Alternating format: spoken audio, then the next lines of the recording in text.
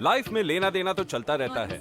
इधर flexi loan से बोरो कर लिया और उधर बाय मॉम डैड का वेकेशन डन।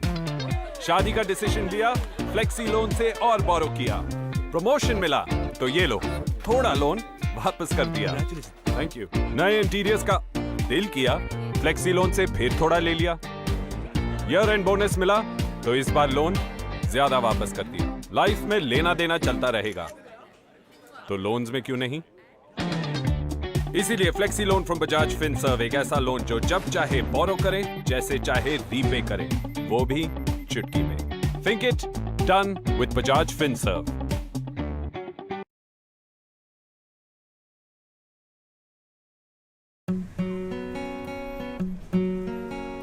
हेलो, हर सीजन के लिए नए इंटीरियर्स? हाँ, वो भी हर रूम के लिए।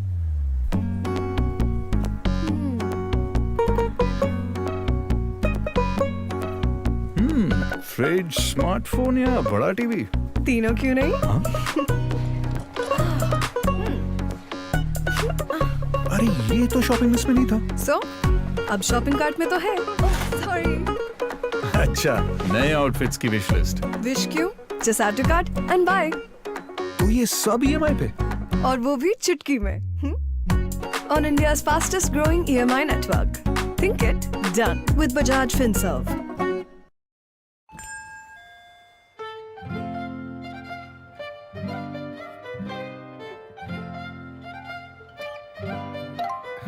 सर, अपनों को खुश रखना इससे आसान हो ही नहीं सकता।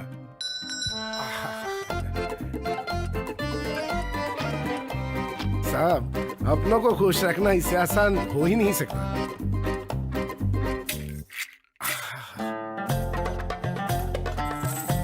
हुजूर, अपनों को खुश रखना इससे आसान हो ही नहीं सकता।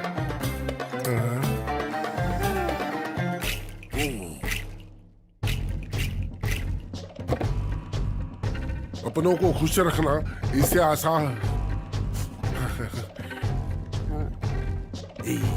अपनों को खुशियां दिलाना आसान नहीं बनाते तो आगे कैसे बढ़ते। इसीलिए हम जो भी करते हैं उसे बेहतर बनाते आ रहे हैं, बनाते रहेंगे। Bajaj Finserv, think it done.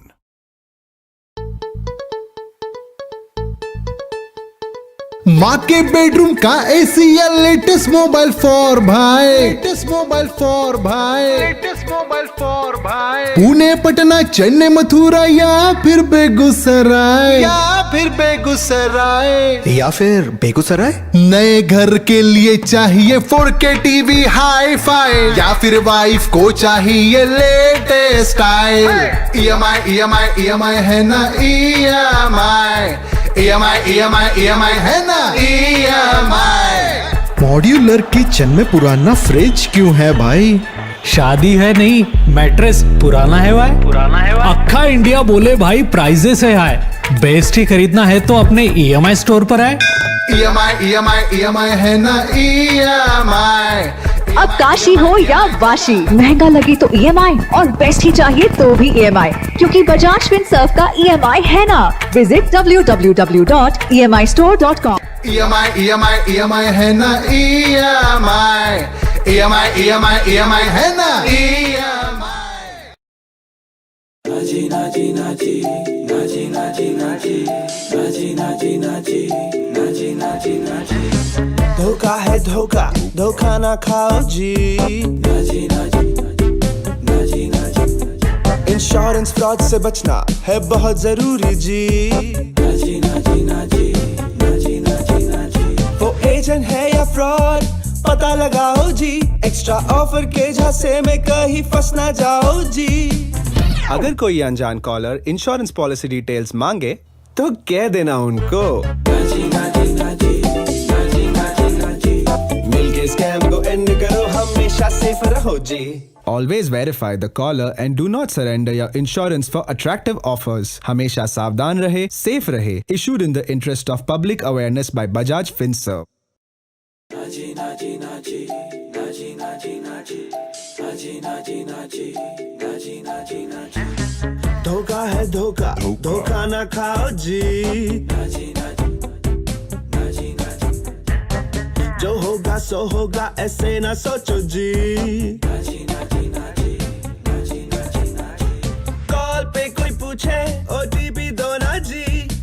तो कह देना उनको। मिलके स्कैम को एंड करो, हमेशा सेफ रहो जी।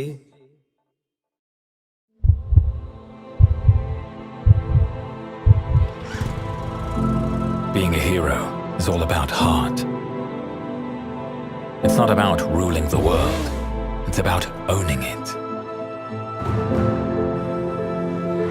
It's not about winning a race. It's about delivering a smile to the human race. It's about a spirit that just cannot be confined by geographies. It's about the heart that beats for the future and a soul that echoes the values of generations. And yet, being a hero is never about the hero. It's about the millions who celebrate them.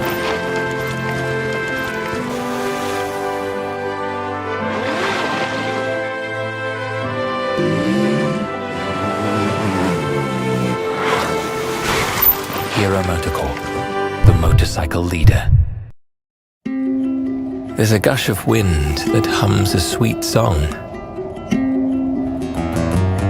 There's a gush of wind that fights like a hero to fill the world with possibility.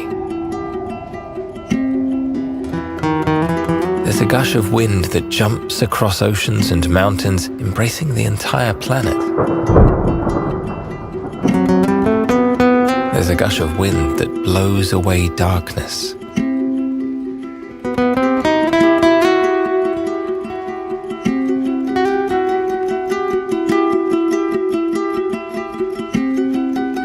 There's a gush of wind that blows for humanity.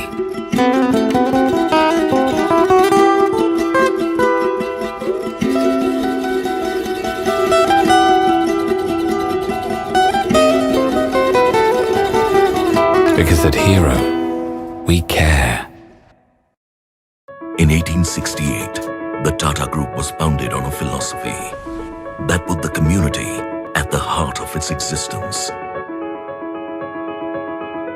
Today, we are $100 billion global enterprise.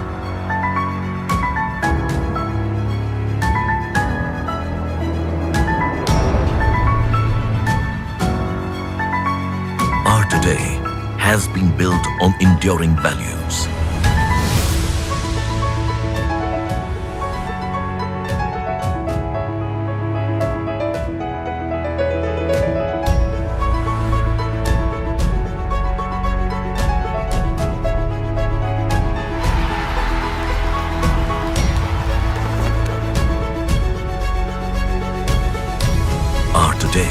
Is about delivering excellence across business sectors.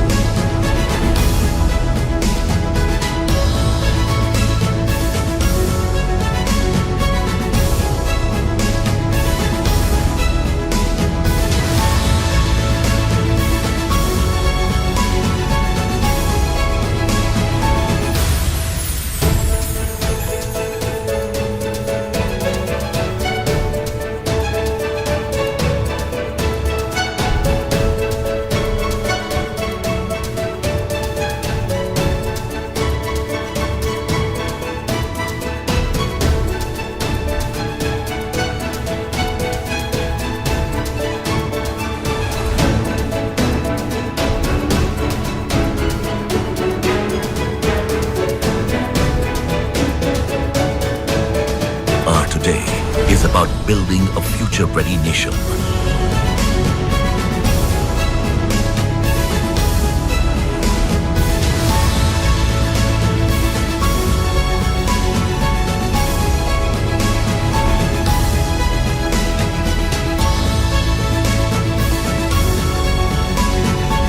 Our today has a strong foundation with community at its core.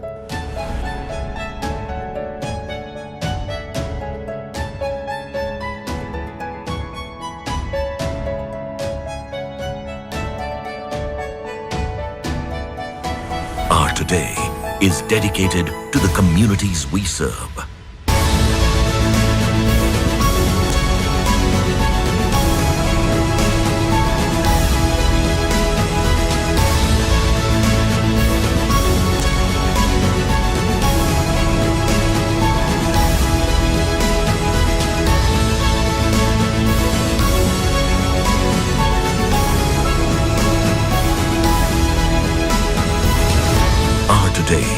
is always about more than just a day.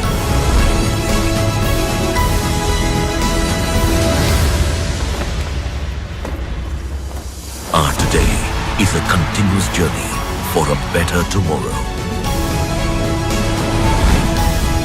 Tata. Leadership with trust.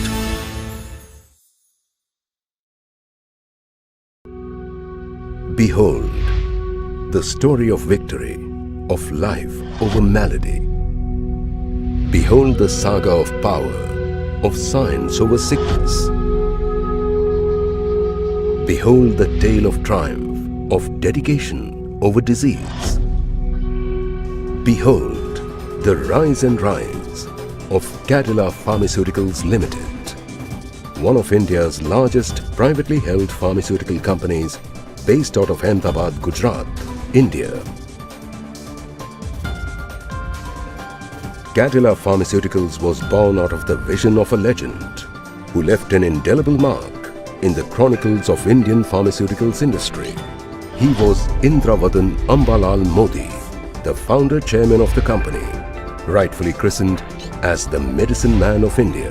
His vision to alleviate pain of the underprivileged through research-driven innovations has been driving Cadila Pharmaceuticals for more than 6 decades now.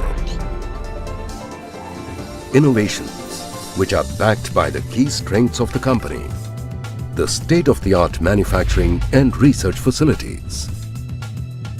The flagship manufacturing facility at Dholka, Gujarat, sprawls over 100 acres. This avant-garde facility is US FDA approved, besides meeting most of the stringent quality standards across the globe.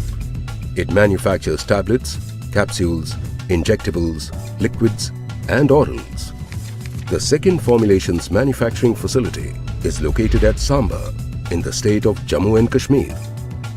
The API facilities at Ankleshwar, Gujarat, manufacture a large number of key APIs and intermediates at this US FDA and ISO 9002 and ISO 14001 accredited plant. The company also has set up its first ever overseas formulation manufacturing facility at Addis Ababa in Ethiopia. This world-class facility is the only WHO CGMP compliant manufacturing facility in the region. More than 850 products spread across 12 specialties with many of India's top brands in its basket. Great goals are defined by far-sighted vision and achieved by seamless teamwork. A multicultural, multilingual and multinational workforce of over 7,000 employees is truly the propelling power of the company. Not just in the domestic market, the company has a wide global footprint with over 1,000 marketing authorizations across 85 countries. Its international sales force of over 150 highly diversified and versatile personnel lends it an outreach that blankets the globe. As the company grows, so does its commitment to research. Manned by more than 350 scientists, the R&D facilities of Cadila Pharmaceuticals at Dholka, Gujarat is an institution of breakthrough innovations. To take the focus on innovation to the next level, it partners with leading international companies to discover newer treatments. The Cadila Pharmaceuticals group is gigantic. Its group companies complement and expand the dynamic vision of the company across new avenues of healthcare and newer fast-paced business areas. Cadila Pharmaceuticals is a gentle giant. Decades of dedicated research, groundbreaking healthcare innovations, and worldwide impact proves the infinite potential of one powerful emotion. Care. The success of Cadila Pharmaceuticals bears testimony to the fact that the care continues.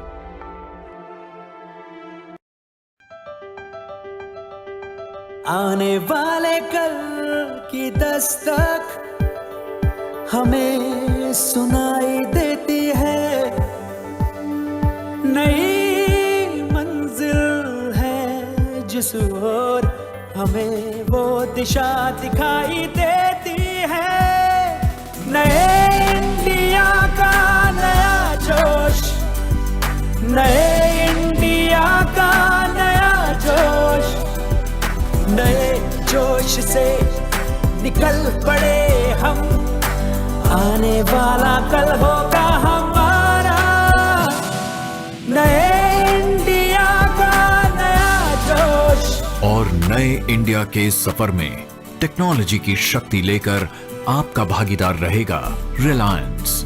नए India का नया जोश।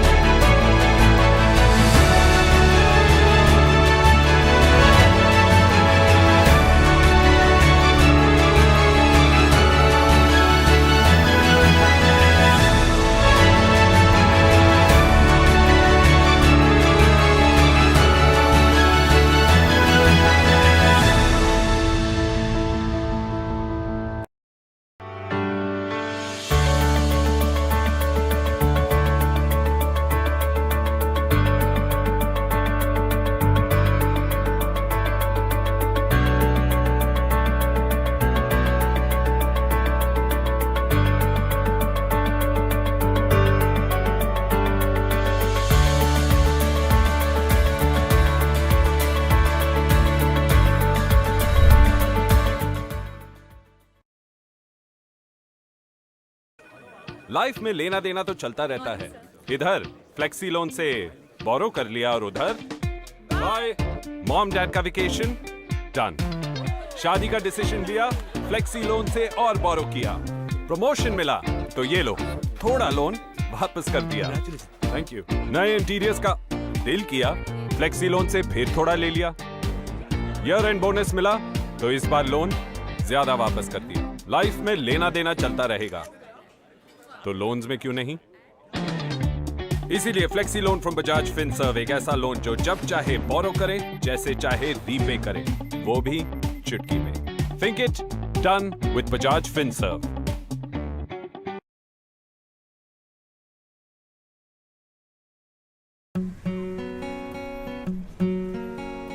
Hello, हर season के लिए नए interiors. हाँ, वो भी हर रूम के लिए।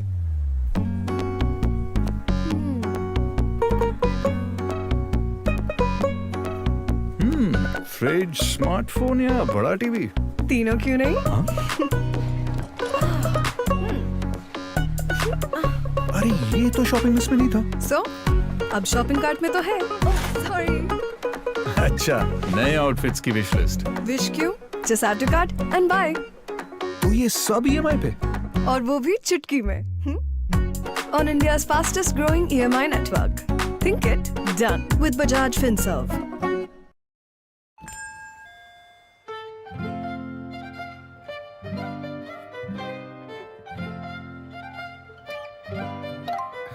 सर, अपनों को खुश रखना इससे आसान हो ही नहीं सकता।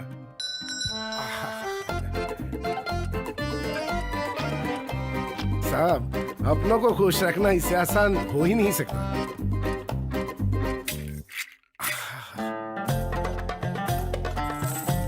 हुजूर, अपनों को खुश रखना इससे आसान हो ही नहीं सकता।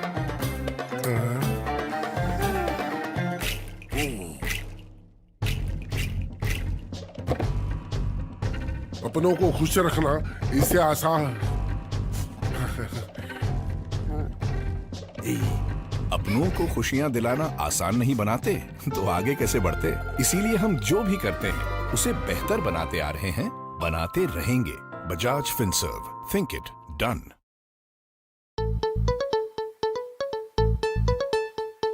माँ के बेडरूम का एसी या लेटेस्ट मोबाइल फॉर भाई, लेटेस्ट मोबाइल फॉर भाई, लेटेस्ट मोबाइल फॉर भाई। पुणे, पटना, चेन्नई, मथुरा या फिर बेगूसराय, या फिर बेगूसराय। नए घर के लिए चाहिए 4K टीवी हाई फाई, या फिर वाइफ को चाहिए लेटेस्ट स्टाइल। EMI है ना, EMI है ना, EMI। मॉड्यूलर किचन में पुराना फ्रिज क्यों है भाई? शादी है नहीं, मैट्रेस पुराना है भाई। अक्खा इंडिया बोले भाई प्राइजेस है हाई, बेस्ट ही खरीदना है तो अपने EMI स्टोर पर आए। EMI है ना, EMI।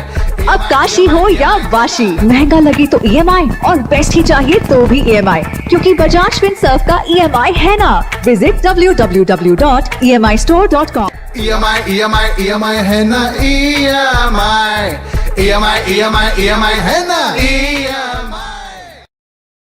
नाची नाची नाची नाची नाची नाची नाची नाची नाची नाची नाची नाची। धोखा है धोखा, धोखा ना खाओ जी। नाची नाची नाची नाची। इंश्योरेंस फ्रॉड से बचना है बहुत जरूरी जी। नाची नाची नाची नाची नाची नाची। वो एजेंट है या फ्रॉड पता लगाओ जी। एक्स्ट्रा ऑफर के झांसे में कहीं फंस ना जाओ जी। अगर कोई अनजान कॉलर इंश्योरेंस पॉलिसी डिटेल्स मांगे तो कह देना उनको। नाची नाची नाची नाची नाची नाची। मिलके स्कैम को एंड करो, हमेशा सेफ रहो जी। Always verify the caller and do not surrender your insurance for attractive offers. हमेशा सावधान रहे, safe रहे. Issued in the interest of public awareness by Bajaj Finserv. नाची नाची नाची नाची नाची नाची नाची नाची नाची नाची नाची नाची। धोखा है धोखा, धोखा ना खाओ जी। नाची नाची नाची नाची। जो होगा सो होगा, ऐसे ना सोचो जी। नाची नाची नाची नाची नाची नाची।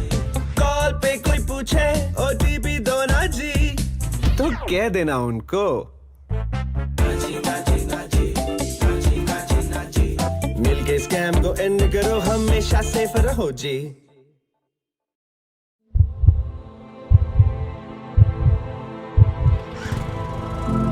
Being a hero is all about heart. It's not about ruling the world. It's about owning it. It's not about winning a race. It's about delivering a smile to the human race. It's about a spirit that just cannot be confined by geographies. It's about the heart that beats for the future and a soul that echoes the values of generations. And yet, being a hero is never about the hero. It's about the millions who celebrate them.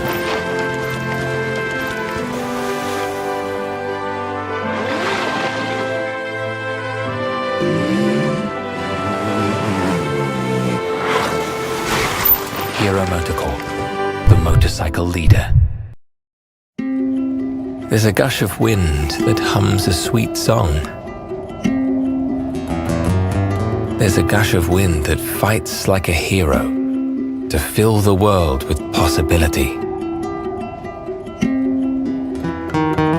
There's a gush of wind that jumps across oceans and mountains, embracing the entire planet. There's a gush of wind that blows away darkness.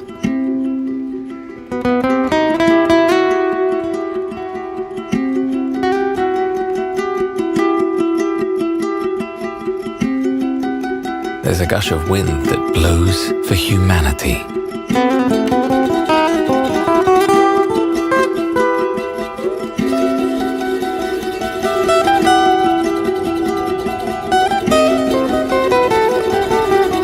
Because at Hero, we care.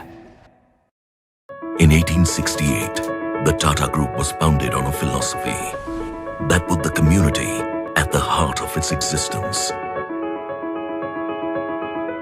Today, we are $100 billion global enterprise.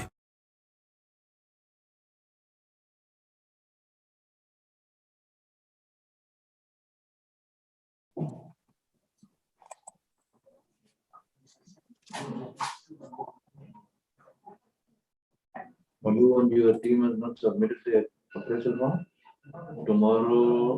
From tomorrow till Saturday, the appraisal.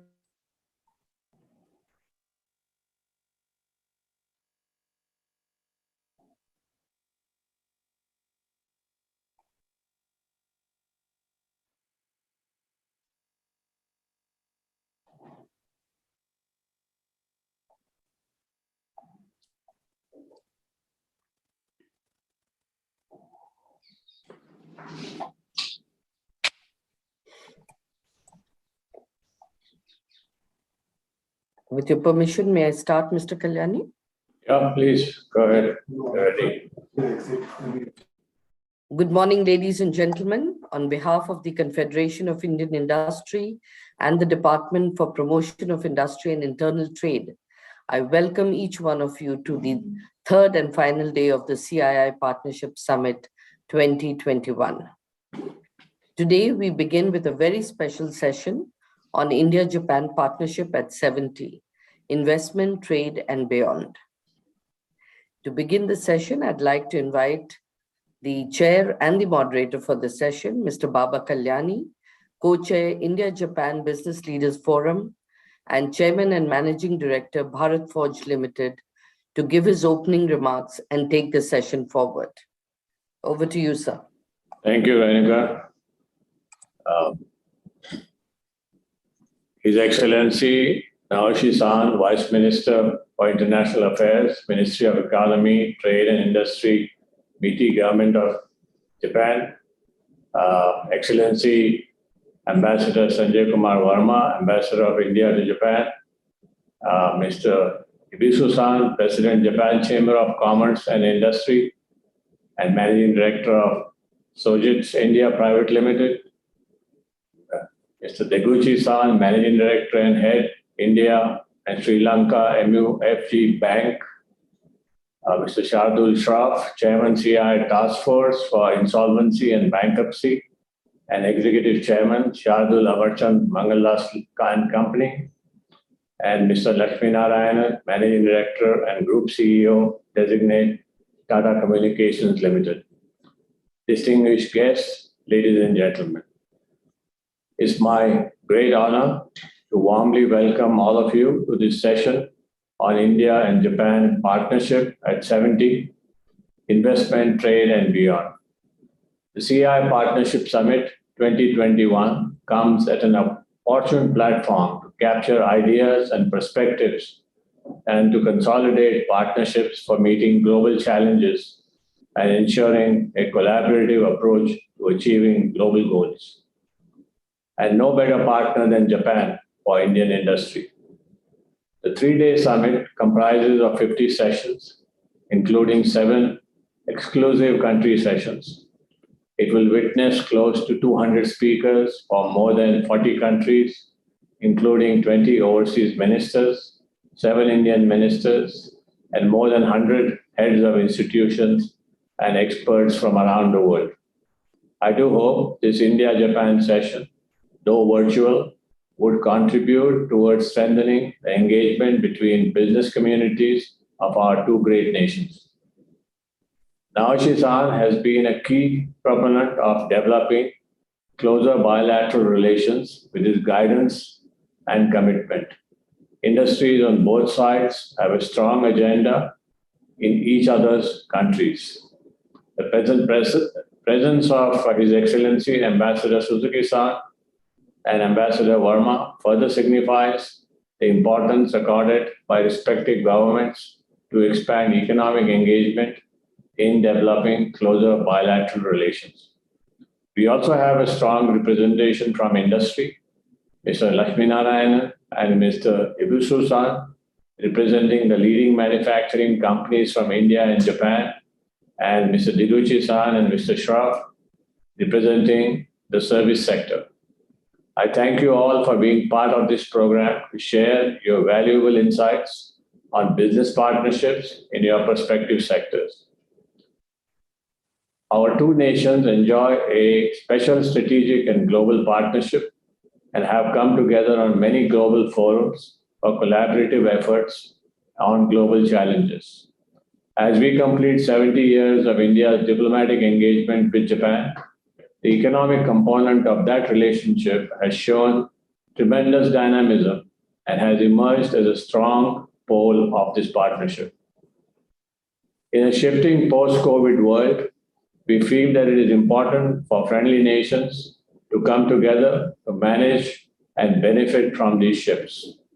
Today, Japan and India represent one of the strongest and oldest partnerships with very definite direction coming from the political leadership.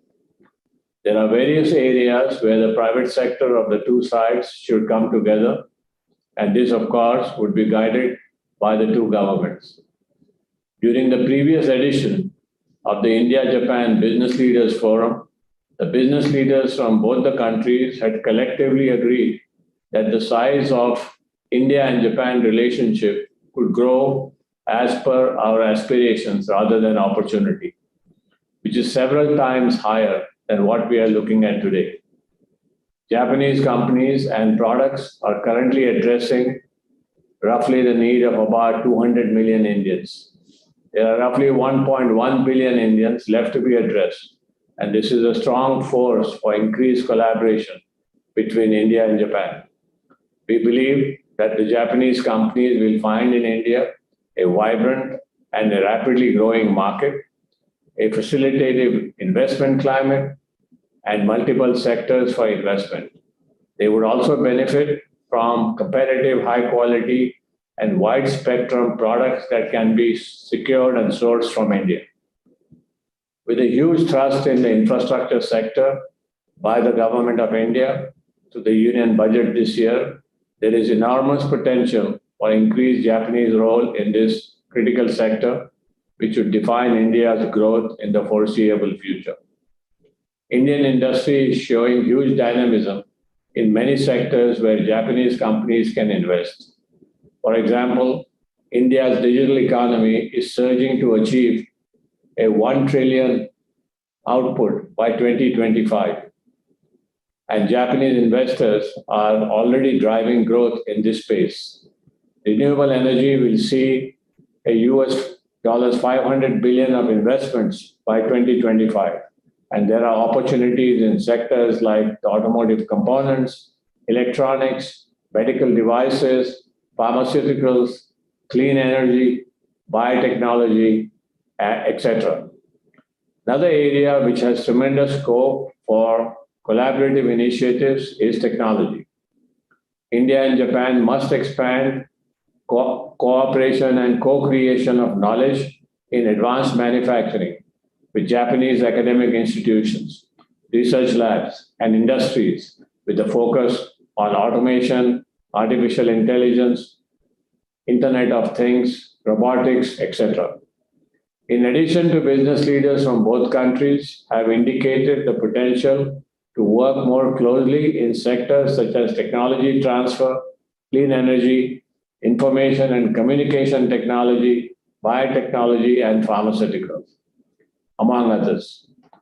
A government industry body could catalyze such cooperation.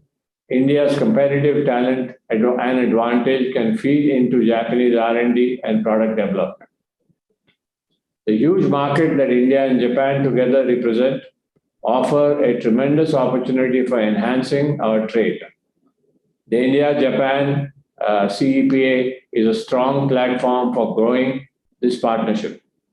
Further, the trilateral trade and project cooperation through the Asia-Africa Growth Corridor is a promising route that can be replicated for other trilateral approaches in markets like the CLMV countries, South Asia, Latin America, etc.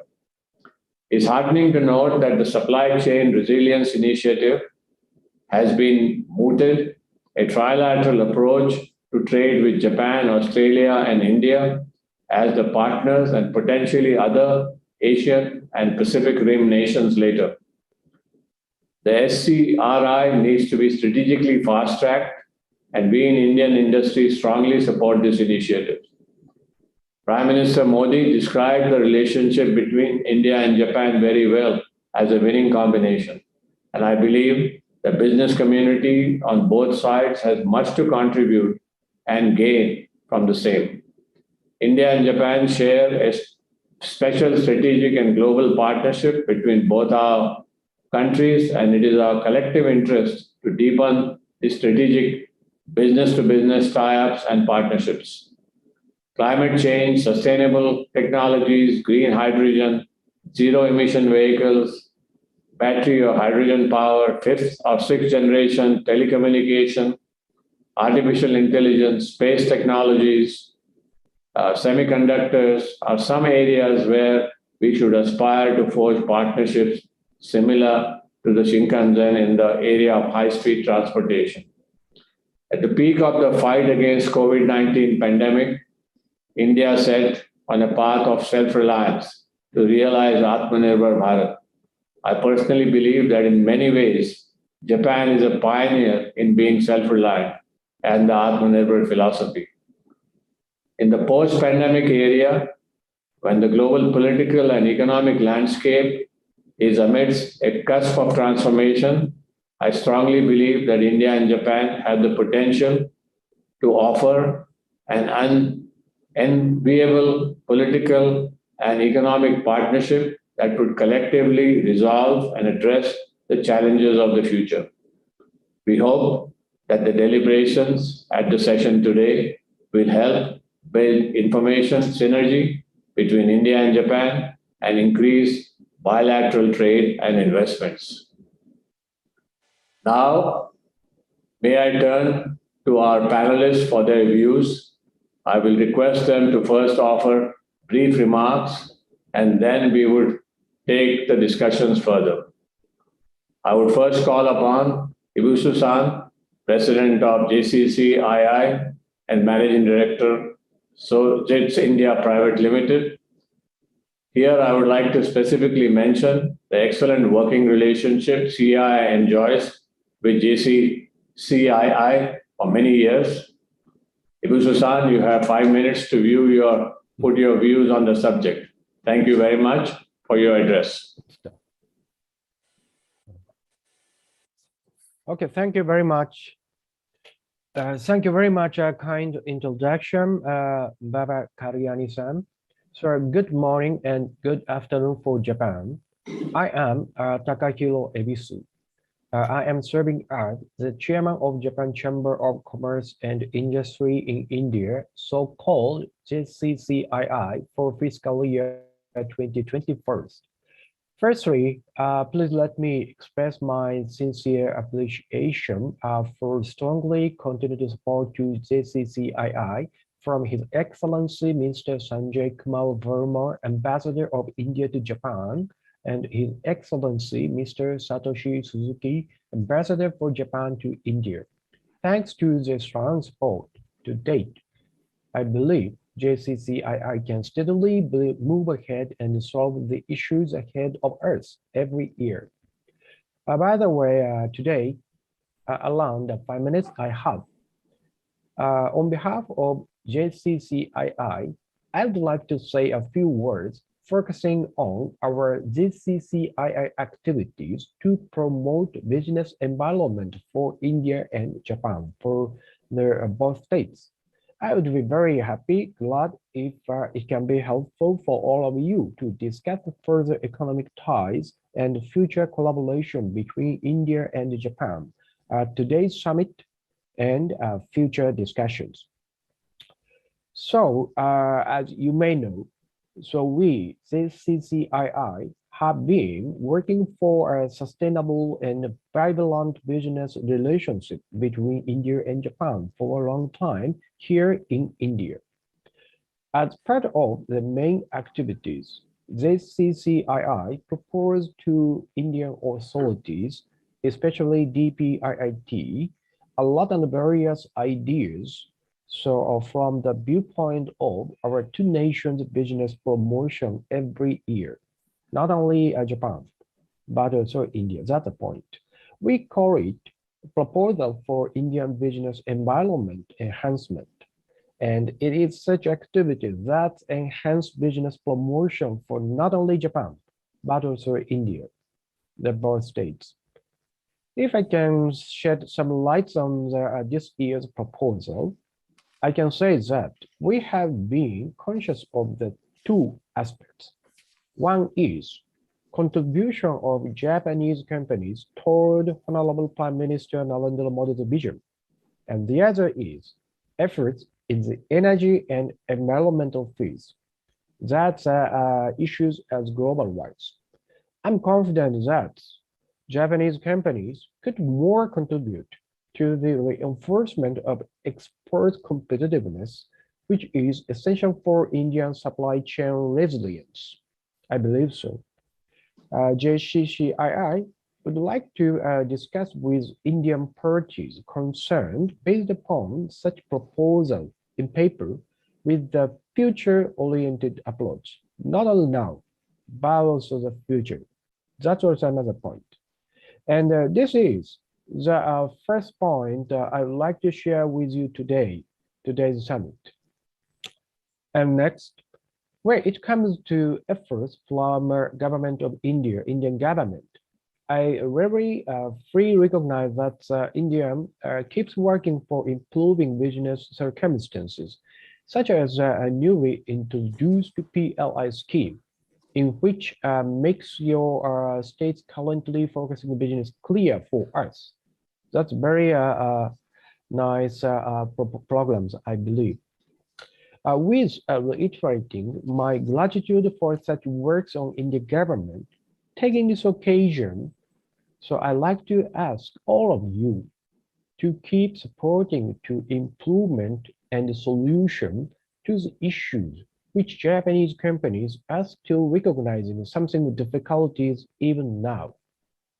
If I refer to this year's proposal, I can say that we have listed up 47 issues so in the proposal for this fiscal year, and it covers very wide and various fields, including the development of economic and social infrastructure, further deregulation of the financial sector, and efficiencies in taxation, BIS, customs, and other trade procedures. Of course, not limited to that, but that's very specific issues in our proposal today.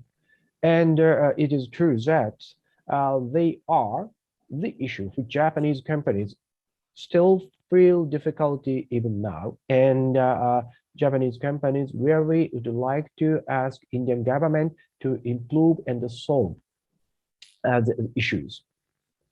I believe if such issues are improved or solved for not so far distance, for not so long time, I'm confident, I believe India will get more attraction from now.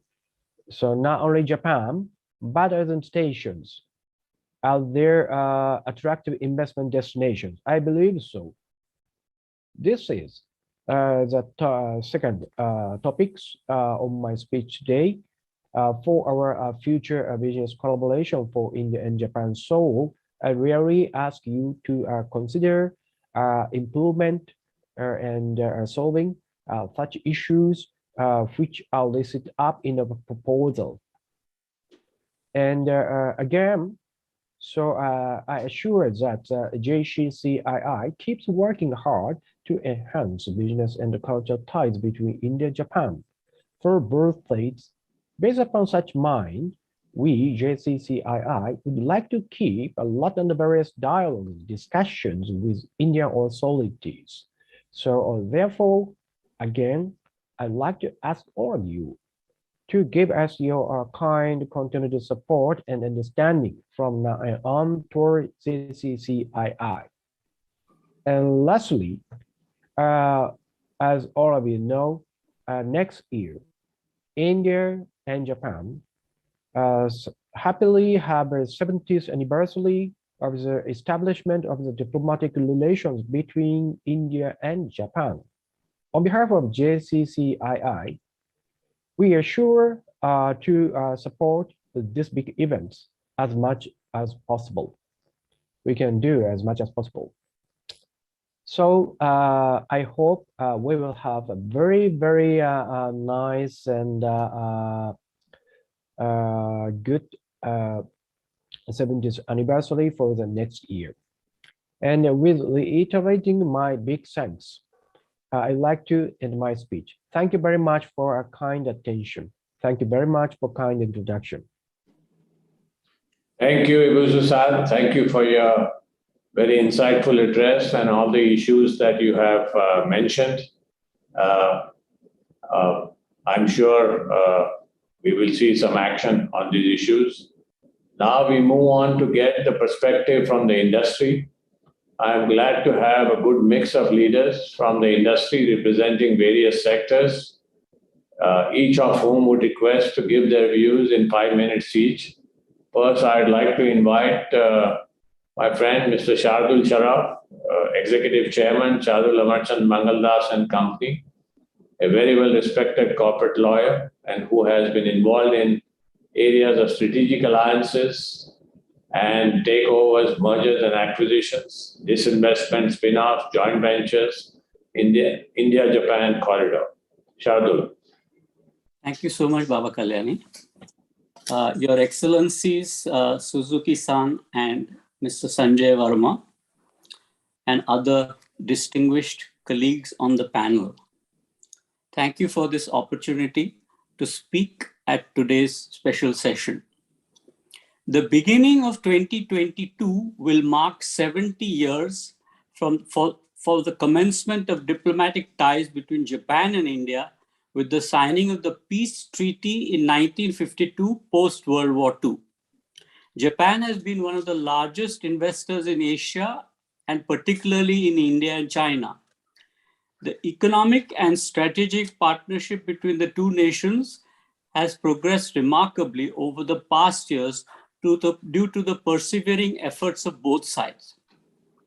After steady increase year on year, FDI from Japan to India saw a dip in 2020 due to COVID-19, with the FDI dropping to US $1.4 billion in 2020 from US $3.5 billion in 2019. However, we saw a sharp bounce back in investments, with FDI from Japan crossing US $1.4 billion in the first half of 2021 itself. Further, recently the Consul General of Japan, Mr. Sugito Akiko, announced that the Japanese investments in Indian startups had reached 9.2 billion in May 2021, which marks a 7-fold increase in the past 16 years.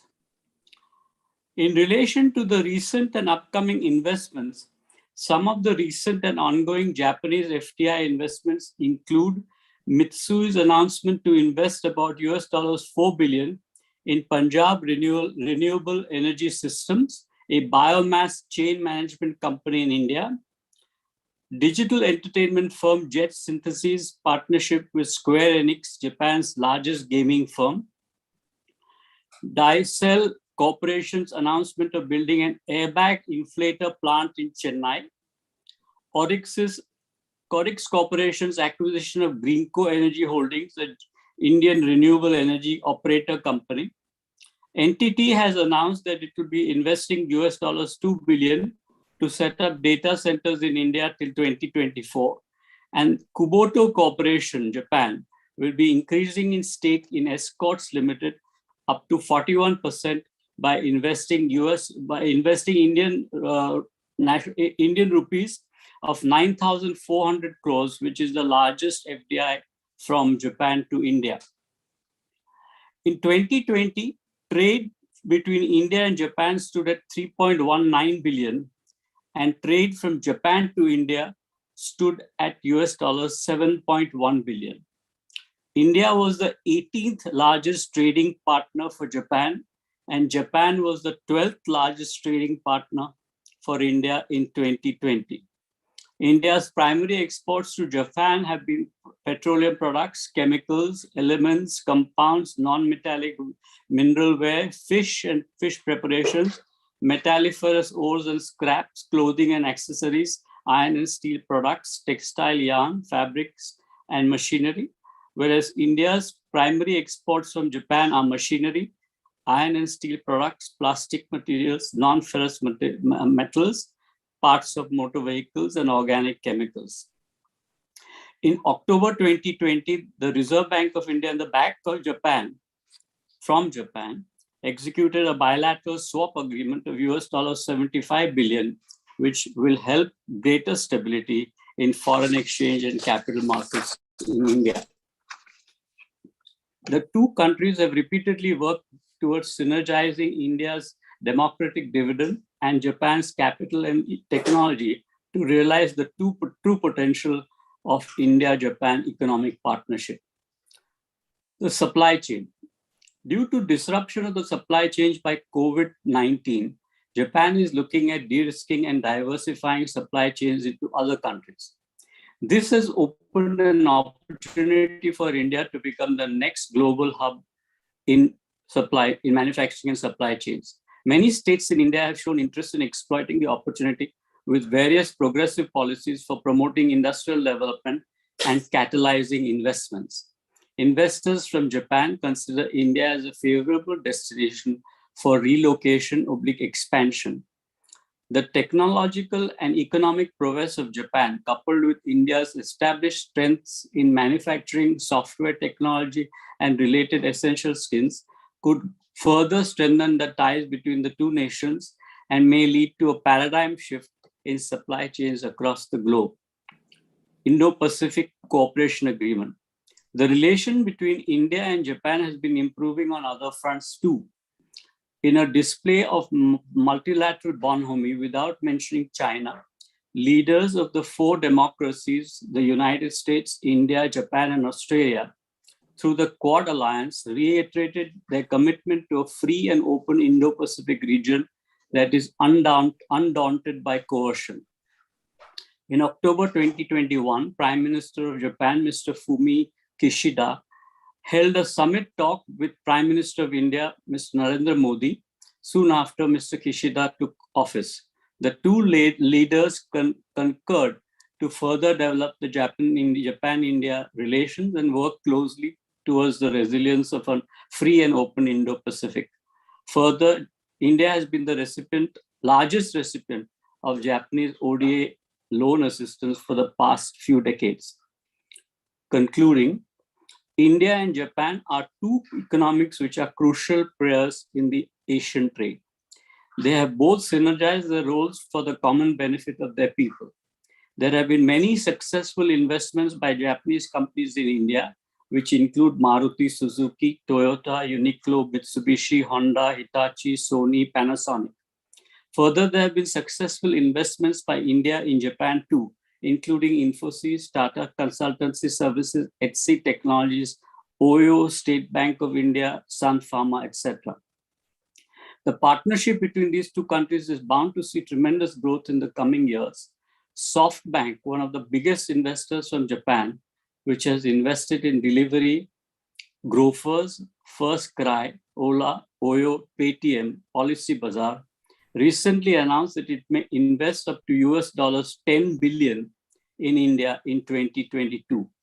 We hope that the countries continue to take steps on the lines of cooperation, including economic, social, and commercial, and the relationship between Japan and India grows stronger in the future. Thank you. Thank you, Shardul. Thank you for very detailed and insightful information. I would now have the pleasure to invite Mr. Lakshmi Narayana, Managing Director and CEO Tata Communications Limited, a company which does not need much introduction to this august audience. Mr. Lakshmi Narayana. Thank you, Mr. Baba Kalyani. Thank you for inviting me for the panel. His Excellency, Mr. Sanjay Kumar Verma, His Excellency Satoshi Suzuki-sama, and all the distinguished panel members, very good morning and good afternoon to all of you. Japan holds a special place for me. I remember very vividly. I spent 5 years in Japan as the CEO of the joint venture between TCS and Mitsubishi Corporation. Learned a lot of things about the importance of partnerships, not just between nations and between corporations, but also between the peoples. And we have been steadily strengthening these relationships over the past several years. In fact, the Tata Group's entry into Japan dates back over a century ago. During a visit to Japan in 1893, Mr. Jamshedji Tata negotiated a collaboration with Nippon Yusen Kaisha Shipping Company, flying 2 cargo ships between Japan-Bombay route. Today, there's a joint venture, Tata NYK. There is a joint venture between TCS and Mitsubishi Corporation.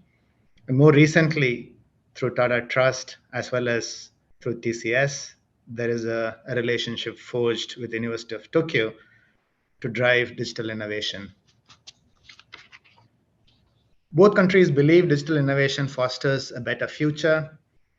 But if you have to drive digital transformation, as we all know, sharing of information and data is one of the critical elements for the progress of the economies. Going digital is the bedrock of Japan's progress towards Society 5.0, a human-centered society enabled by technology that balances economic advancement with the resolution of societal problems by a system that is highly integrated, integrating the cyberspace and the physical space. This means Society 5.0 will require a huge amount of information from sensors in the physical space, accumulated in the cloud in the cyberspace, and bringing new value to the industry and society in ways that were not possible before. With connectivity playing such a key role, we must also, I would like to add that Japan's during the G20 leadership in 2019, there was a framework for data free flow with trust. As Tata Communications, we have been partnering with Japan to bring this closer to the world. We started way back in the late 1990s as VSNL, which was an India-owned international telecommunications company, which Tata Group later on acquired to become Tata Communications. We later expanded via our acquired companies, Tyco and Teleglobe. These relationships have continued to further strengthen over the years. And today we connect Japan to the east, to the west, through Guam. Through our Tata Communications Global Network, which is called TGN. We have 2 landing stations in Emi and Toyohashi, and approximately 30% of our global cable capacity is available in Japan. In fact, we are currently further investing in a 9,400 kilometer long cable that is expected to carry commercial traffic by the first quarter of 2023. This high-capacity cable will support bandwidth-intensive applications driven by technological advancements in 5G, cloud platforms, IoT, and AI. 5G, as you all know, will expand the possibilities of smart cities by processing large amounts of data in real time. At Tata Communications, we are pivoting from purely being a network player to digital platforms and solutions, of course, building on the strong foundations of our network. Our smart city IoT solutions are augmenting this journey towards an accelerated good governance with smart lighting solutions, smart metering solutions. These are enabling sustainable smart city solutions, integrated infrastructure, and collaboration. It also supports climate change mitigation and improve worker safety. We are investing in world-class solutions for enabling connected cars and mobility. Recently, we concluded a deal to support food delivery company in Japan, leveraging our cloud communications platform to serve the consumers in Japan. Our countries continue to strengthen our bonds, and we look forward to working together, expanding our collaboration between the countries, between the companies that we serve, and further fuel the partnership between the two nations. Thank you. Thank you, Mr. Lakshmi. That was a very, very, for me, an amazing new way to look at how you are dealing with technology vis-a-vis Japan. We now have with us one of the stalwarts of the banking sector, Mr. Deguchi-san, Managing Director and Head, India Sri Lanka MUFG Bank. As you are aware, MUFG Bank is Japan's largest bank and one of the world's largest, with offices throughout Japan and 40 other countries. So, Mr. Deguchi-san. Thank you very much for your kind words to us. Very appreciate. And I feel privileged to be here with you today, along with the distinguished guest on this panel. I wish to thank Confederation of Indian Industry for giving me this opportunity to address this esteemed forum. I congratulate the people of both countries, India and Japan, on achieving this remarkable milestone of friendship and cooperation.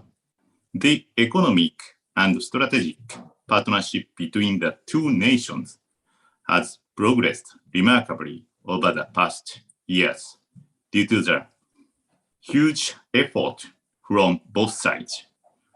Japan has played a significant role in shaping India's infrastructure through its official development assistance program in the priority sector like power, transportation, environmental projects, and projects related to basic human needs. The Delhi Metro is a shining example of a successful India-Japan cooperation through the utilization of Japan's ODA. More recent illustrations of this cooperation are Mumbai-Ahmedabad high-speed rail, the Western dedicated freight corridor, the Delhi-Mumbai industrial corridor with 12 industry townships. All these mega projects are poised to transform India in the next decade. India has been ranked as one of the most attractive investment destinations in recent years' survey of JBIC.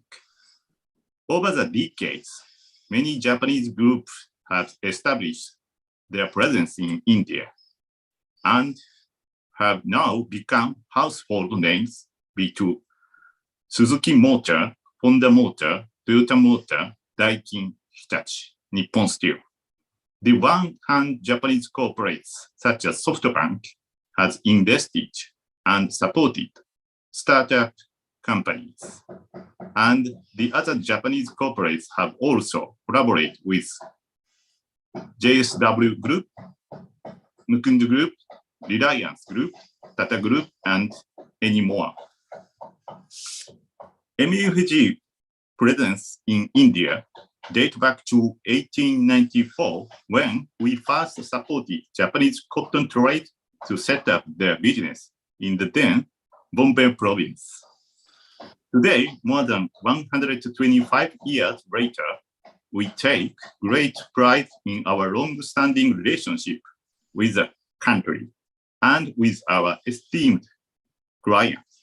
Their belief in us as a trusted advisor beyond banking business has also led to many new Japanese business entering into India. Today, MUFG has 5 branches in India across its major cities of Mumbai, Delhi, Chennai, Bangalore, and Nimrana. We, MUFG Bank, considers India most strategic market for us. The Indian economy has exhibited great resilience through the COVID-19 pandemic and has shown steady growth over the year. With a recent announcement in the Union Budget 2021 of increasing FDIs in 13 sectors, we are positive that it will attract more investment from Japan, especially in electric vehicle, renewable, and electronics sector. We, MUFG Bank, is all charged up to participate in this growth. We appreciate the mutual growth of the two countries coming together and expect to see a further deepening of the relationship between India and Japan in the year to come. Thank you very much. Thank you, Deguchi-san. Thank you for your very informative address and very heartening to hear the interest of Japanese industry and your support into the areas of this new technology in electric mobility and climate change, etc. So thank you very much. After having heard industry voices, I now turn to His Excellency Ambassador Verma, Indian Ambassador to Japan, who has been playing a very pivotal role in the growing Indian-Japan strategic business collaboration since he took over this role about 3 years before. May I now invite him to address this session. Ambassador Verma. Thank you. His Excellency Mr. Suzuki, Ambassador of Japan to India, His Excellency Mr. Hiroshi Naoshi, Vice Minister for International Affairs in the Ministry of Economy, Trade and Industry of the Government of Japan, Mr. Baba Kalyani, Co-Chair of India-Japan Business Leaders Forum and Chairman and Managing Director of Bharat Forge Limited, Mr. Ibusu, President of Japan Chamber of Commerce and Industry and Managing Director of Sojitz India Private Limited, Mr. Shardul Shroff, Chairman CII Task Force on Insolvency and Bankruptcy and Executive Chairman of Shardul Amarchand Mangaldas and Company, Mr. Lakshmi Narayana, my old friend from Japan, who is Managing Director and CEO of Tata Communication Limited, Mr. Deguchi, Managing Director and Head, India and Sri Lanka, MUFG Banking Limited. It's a great pleasure for me to speak at the CII Partnership Summit 2021. I would like to thank the organizers for inviting me to this very important event, which is being held to mark the 70 years of establishment of India-Japan diplomatic relationship. The event becomes all the more relevant and important as we are also in the middle of the celebrations of 75th anniversary of Indian independence being celebrated as Azadi Ka Amrit Mahotsav. Over the years, the two countries have built upon the close and historical, cultural and civilization ties and created a partnership based on both principles and pragmatism.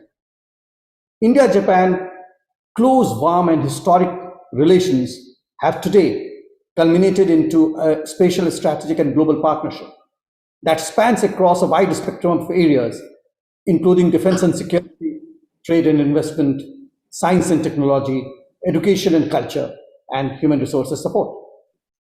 Our investment in trade relations form an important pillar of India-Japan partnership. Looking ahead, it will be important to focus on cooperation in sectors shaping the future. Some sectors where Japan has a strength and India has opportunities are automotive and mobility, electronic system design and manufacturing, new and renewable energy, including hydrogen, ammonia and ocean renewable energy, startup ecosystem, infrastructure including ports and airports, smart cities and steel industry. India has been ranked as the top investment destination in recent surveys by JBIC, Japan Bank for International Cooperation. However, Japanese FDI into India still remains only a small proportion of its total outward foreign direct investment. We hope that Japanese companies would benefit from the opportunities created by the reforms in India that have led to significant improvement in ease of doing business. With a more positive trade and investment climate, the Indian economy offers immense opportunities to Japanese companies in flagship national infrastructure pipeline programs such as Make in India, Digital India, Startup India, Skill India, Smart Cities, and industrial as well as technology corridors. Japan's bilateral trade with India stood at $15.36 billion during financial year 2020-21. Exports from Japan to India during this period was $10.92 billion, while the imports were only $4.43 billion. Japan's exports to India were only 2.77% of India's total imports, whereas India's exports to Japan were 1.52% of India's total exports. This underlines that there remains a big potential for the improvement in volumes of bilateral trade between our two countries. Now, if I zoom into the future of our partnership, it has to further embellish itself through co-innovation, co-creation, and co-production. Both Japan and India are rich in innovation and should actively collaborate in translating them into industrial products. Our effort should be to create more such synergies and adopt them in accordance with the local conditions existing in our countries. Since we have convergence in values and culture, we are more respectful of each other's traditions and practices. This understanding goes a long way in doing business with each other. We should not try to create replica of India in Japan or vice versa. Rather, we should attempt at value addition to the existing ecosystem of practices and the ways businesses are done in our respective countries. I cannot emphasize more this aspect, as all business deals have a culture at the core of it. Products may or may not be culture agnostic, but practices are certainly not agnostic of our respective culture, and this needs to be kept in mind while interacting with each other. Another area of zooming in to future is to develop supply chain resilience. An institutional intergovernmental mechanism between Australia, India, and Japan is very much in place, but it can only be effective if the private sector players join hands. Through this platform, I request captains of businesses on two sides to look at the ways in which the platform could be made more effective. In this context, the platform I mentioned was SCRI, the Supply Chain Resilience Initiative platform. As the first step, we together should try to find out gaps in our supply chain integration and then leverage our complementarities to realize a more synergized and resilient supply chain.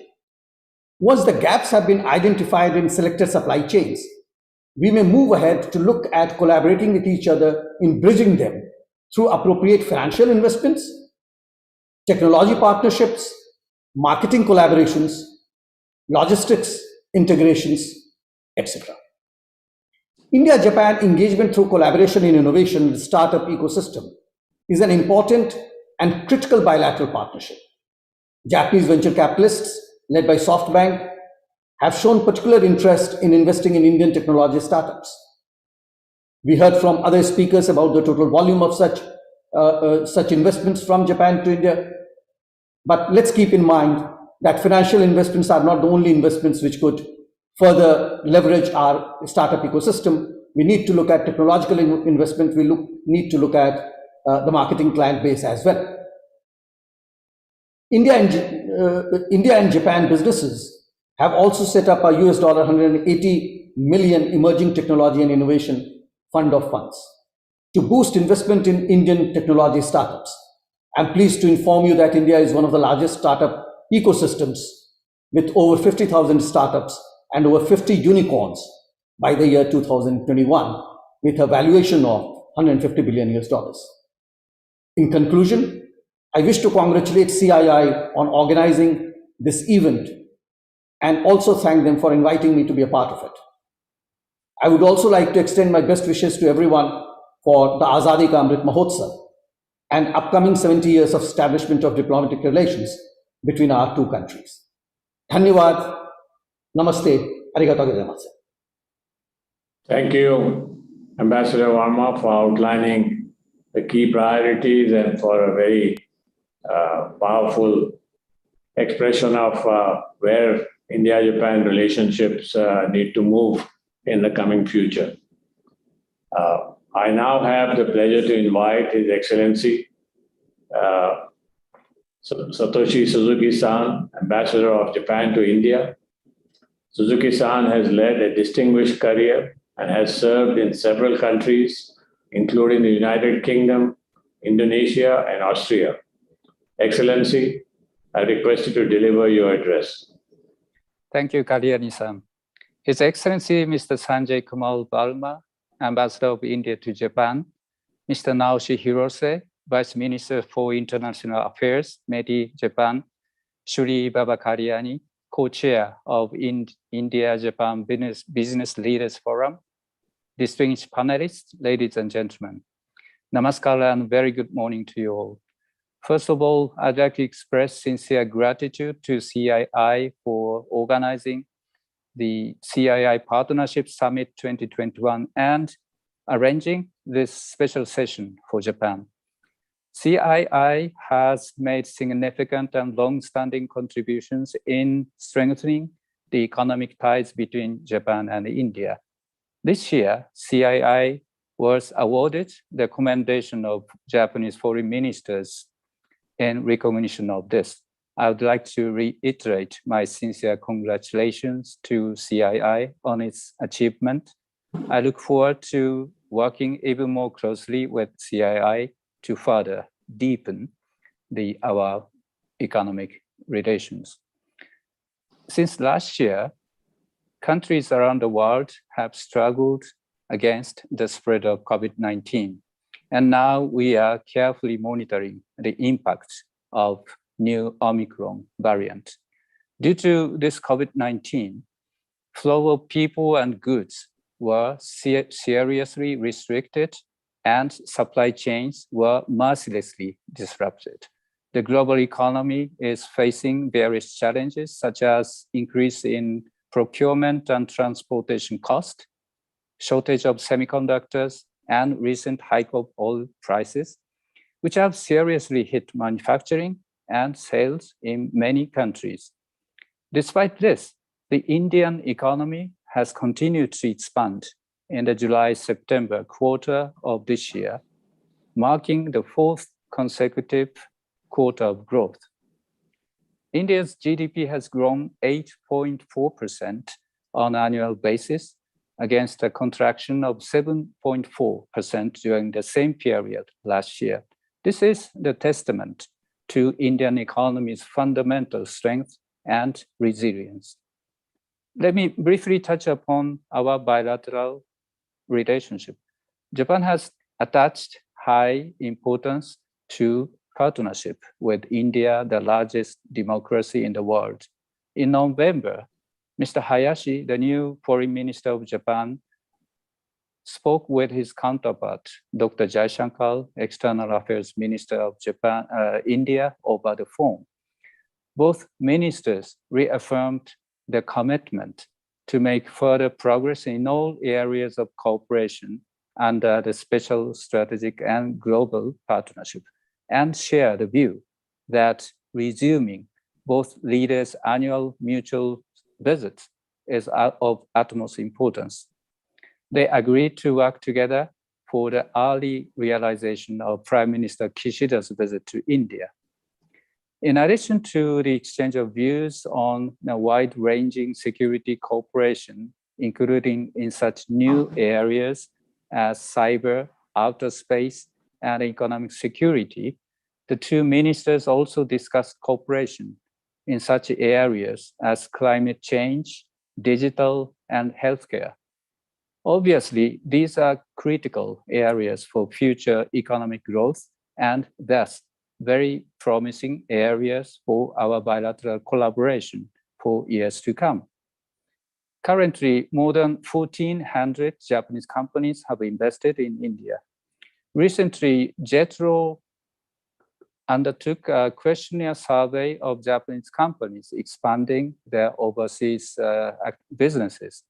Despite the various challenges in the global economy that I have mentioned earlier, approximately 70% of the 281 Japanese companies which have already invested in India responded that they are poised to expand their business activities in India in coming 1 or 2 years.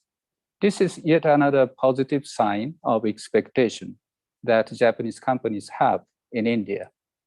Having said that, considering the actual potential of India, I have to say that the investment of Japanese companies has not met our expectation yet. For more investments to come to India from Japan, it is indispensable for the government of India to take a lead to further improve the business environment by ensuring predictability and stability. The Japanese government on its side intends to continue to actively utilize various frameworks and schemes to enhance the economic collaboration between our countries. I assume Mr. Hirose, Vice Minister of METI, will refer to it in more detail. So I will just say that the Embassy of Japan in India remains fully committed to it and will continue to work closely with CII and other Indian friends to this end. As previous speakers kindly mentioned, next year, 2022, will mark the 70th anniversary of the establishment of our diplomatic ties. We have decided to celebrate this auspicious year under the theme of building a future for our centenary, manifesting our hope that our friendship and partnership will grow even stronger towards 100th anniversary and beyond. Needless to say, industries of both sides have a pivotal role to play in this context. I look forward to your active contributions to it. I'm confident that today's event will offer an excellent opportunity for all the participants to renew their commitment to even stronger partnership between our two countries. So let me conclude my remarks by offering my best wishes for the great success of this event. Thank you very much, and dhanyawad.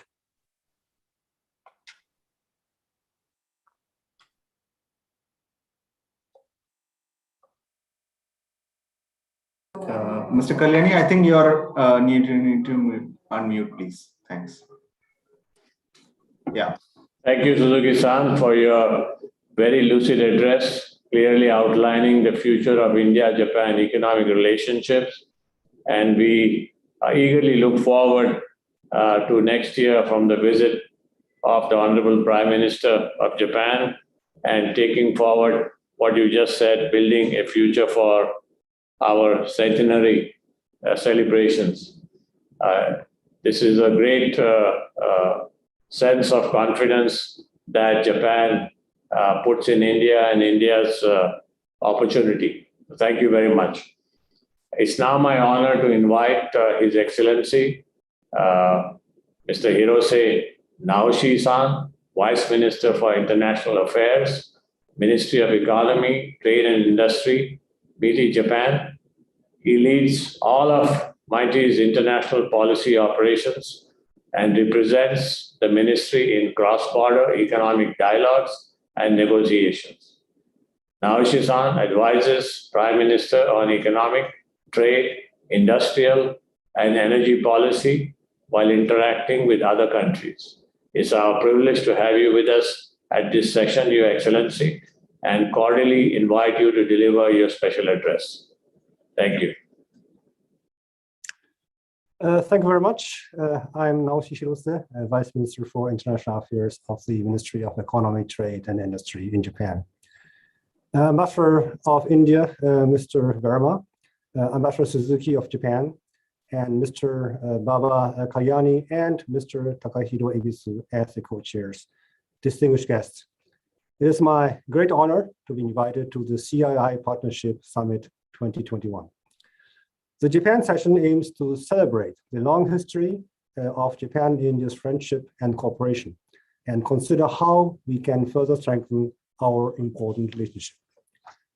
I would like to thank and congratulate the Government of India and the Confederation of Indian Industry for the preparation for this conference during these challenging times. Japan and India shares a history of strong cooperation and core values of democracy and have strong rapport between our prime ministers. Japan and India have been steadily building cooperative relationships in various areas.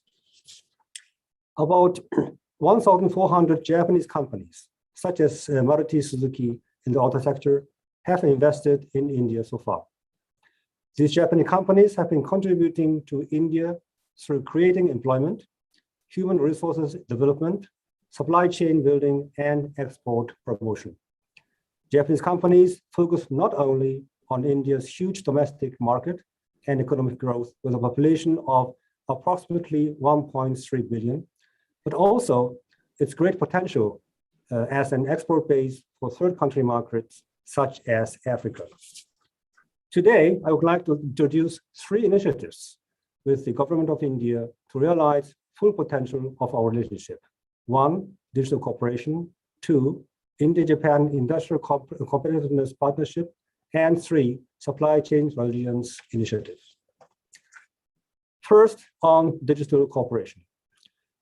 Due to the pandemic, it is of utmost importance to accelerate digital transformation in our industries through utilization of IT technology and in various aspects of our social life, such as education and medical care. Japan has considerable strength in hardware production, and India is a world leader in software production. India has been extremely successful in nurturing top talents in the digital field, while Japan is in high need for such talents. India is becoming a world leader in digital government with its Aadhaar program, and one of Prime Minister Kishida's initiatives is to operate the digital agency in order to push forward the digital transformation in Japan. I believe there is a huge potential for India and Japan to build mutually complementary relationships. In 2018, our governments signed the Japan-India Digital Partnership. Since then, we have been promoting alignment with startups and cooperation regarding digital talents. As this partnership is up for renewal this year, discussion for upgrading is underway between the Ministry of Electronics and Information Technology of India and METI of Japan. Also this year, METI adopted 8 demonstration projects proposed by Japanese companies for collaborating with Indian companies to tackle socio-economic issues. To cite one example, Fujifilm in Japan and Dr. Kuti Healthcare in India have been collaborating to establish a health checkup center in India that utilizes AI technology. And this project provides affordable health check by utilizing Japan's medical devices and image diagnostic technologies and India's AI technologies. The purpose of this project is to deal with the increasing number of cancer and lifestyle-related diseases with longer average life expectancy in India. Although the use of AI technology for medical care is currently restricted in Japan, they are aiming to implement this technology in Japan as well in the future, reflecting the result of this project in India. Also, as the shortage of teachers is a social issue in the field of education, we are conducting a demonstration test for making more widely available online education services by matching the excellent education provided by the Indian Institute of Technology with online learning services provided by Japanese startups. Through this demonstration experiment, we aim to make advanced education available to rural areas and communities facing poverty. We believe that we have areas for further collaboration that will solve socio-economic challenges. So if you have any ideas about such collaboration to take advantage of digital technologies, please share those with us at the METI. We are eager to support innovation to solve socio-economic challenges using digital solutions through our Asia Digital Transformation Program. Second, on Japan-India Industrial Competitiveness Partnership. Japan-India cooperation has also been progressing in the manufacturing industry.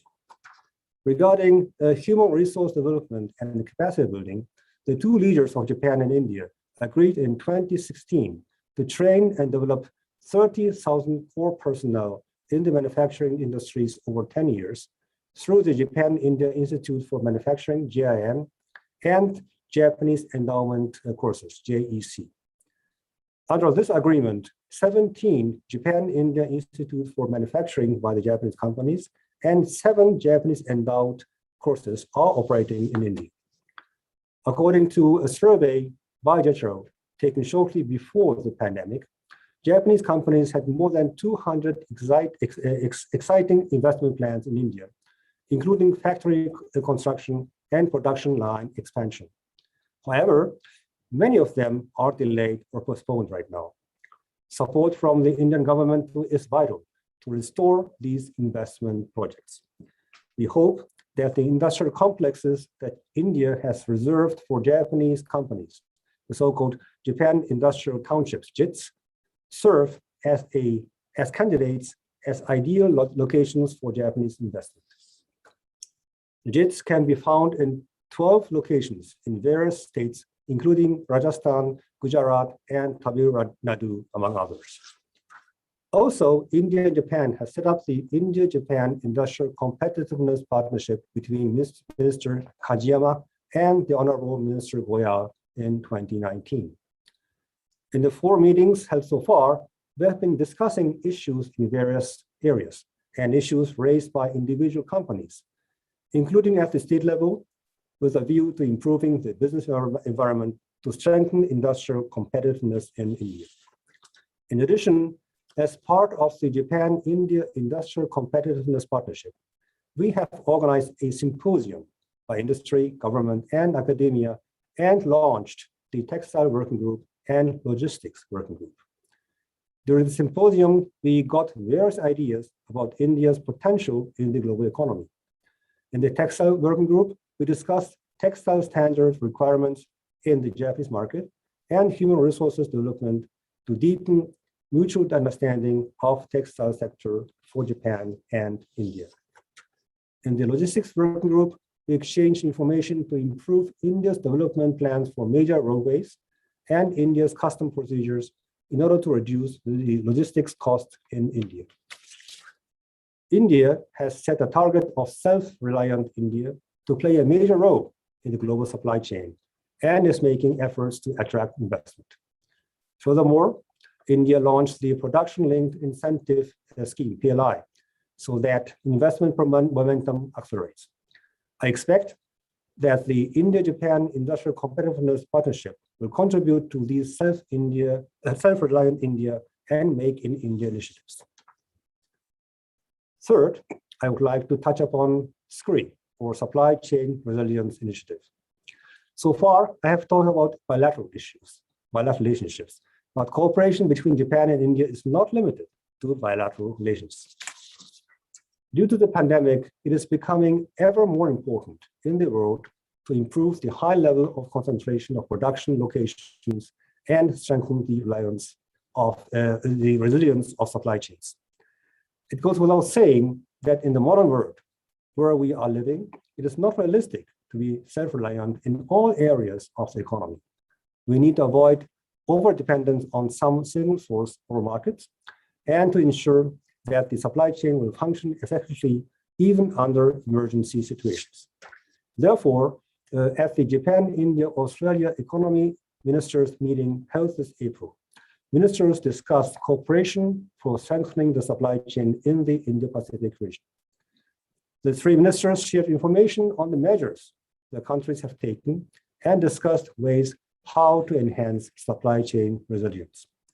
They also recognized that in order to enhance the resilience of supply chains in the region, it is necessary for 3 countries to promote coordinated measures by both businesses and governments and to advance projects in cooperation with each other. In this trilateral meeting, the ministers launched the Supply Chain Resilience Initiative, SCREE, which aims to create a virtuous cycle of enhancing supply chain resilience with a view to eventually attaining strong, sustainable, balanced, and inclusive growth in the region. They also decided to hold the meeting at least once a year to discuss measures such as implementation and development of the initiative. Under this initiative, we are planning to work not only with governments, but also with industry and academia to discuss supply chain resilience and share good practices. Japan and India will take leadership in improving the Asian supply chain. As I mentioned at the beginning, there's a widely shared perspective that India is no longer just a market, but also an export base. But attracting foreign direct investment is highly competitive in the global economy. In order for foreign companies to select India as an investment destination for exports, it is very important to provide an attractive business environment. In addition, it is often necessary to import inputs and parts, since not all inputs would be available domestically. Therefore, there is a need for India to maintain openness to the international market in order to improve its position in the global supply chain. We are feeling that India is evolving itself, and I'm confident that India will grow and prosper significantly through such forward-looking evolution. I hope that the discussions in this session will deepen the understanding of the current status of cooperation in business field between Japan and India, and will serve as an opportunity for us to open our eyes to the potential of further developing the relationship between Japan and India. Thank you very much. Thank you very much, Naoshi-san, for that very excellent address and presentation of all the key issues between India-Japan relationship and how it needs to move forward. We greatly appreciate that. We have almost 671 people here on this hive listening to everything that is being said in this session. So with your permission, I will just do a little summary of the sessions as a closing remark. We had first Ibusu-san from CII, who talked about working on a sustainable and enhanced business promotion concept. Indian companies need to enhance export competitiveness. He acknowledged the PLI scheme. Japanese companies have listed 47 issues such as businesses, BIS systems, amongst others. And he urges the Indian government to find quick resolution to these issues. Next was Mr. Shardul Shroff. He talked about Japanese investments in Indian startups, 7-time increased in the last 6 years. Japan is looking at alternate supply chains, and India should capitalize on the same. Then Mr. Arun Lakshmi talked about the significance of Society 5.0 in building the future Japan, a technology-based, human-centered society, and a lot of work that the Tata Group has been doing in Japan, their long-standing relationship of more than 100 years in Japan, and some of the new things in digital technology that the Tata Group is doing with Japanese companies in Japan and in India. Then we had Mr. Deguchi-san from MUFG Bank. He emphasized how over the decades, Japanese banks and financial institutions have supported infrastructure and now startups. He expects many more future investments in sectors such as electric vehicles, renewable energy, and issues concerning climate change and sustainable development. Then we had His Excellency Ambassador Verma talk about sectors to shape the future, automotive, infrastructure, and others, the potential to improve bilateral trade between the two countries, He emphasized that the trade could be much more than what it is today, emphasized greatly on getting into co-creation, co-development, and co-innovation as the main theme of moving ahead.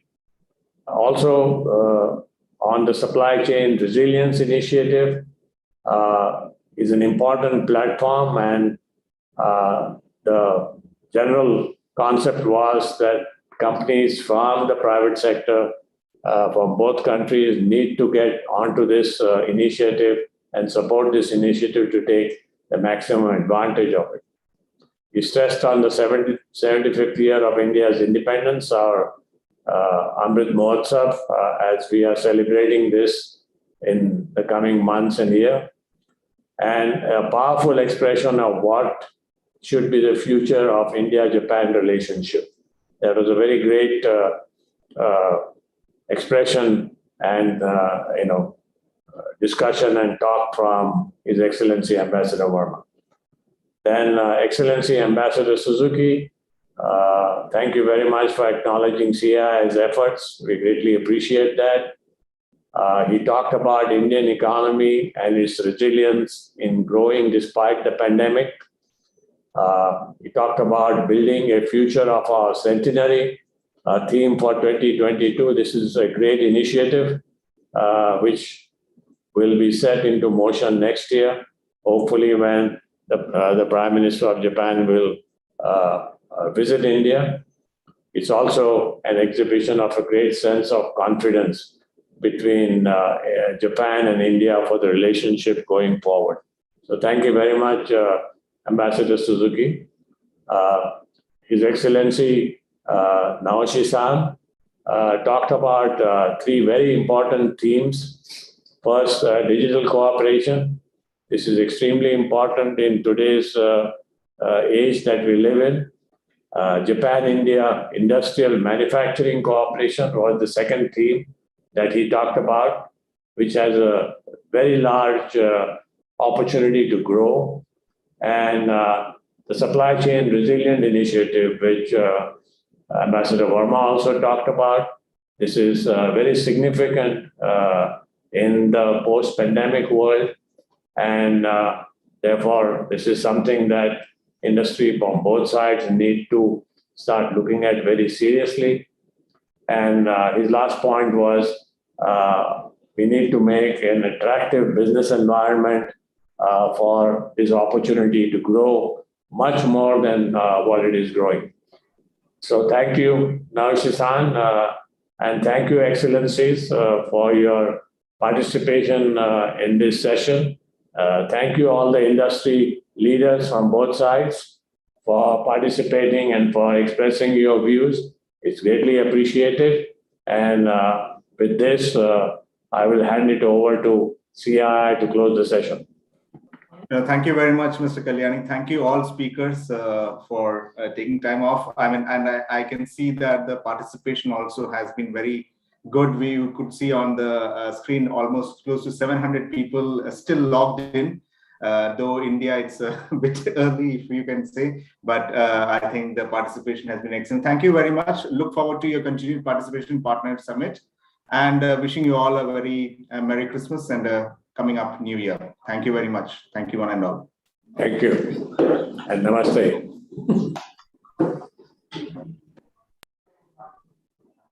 Thank you very much. Bye-bye.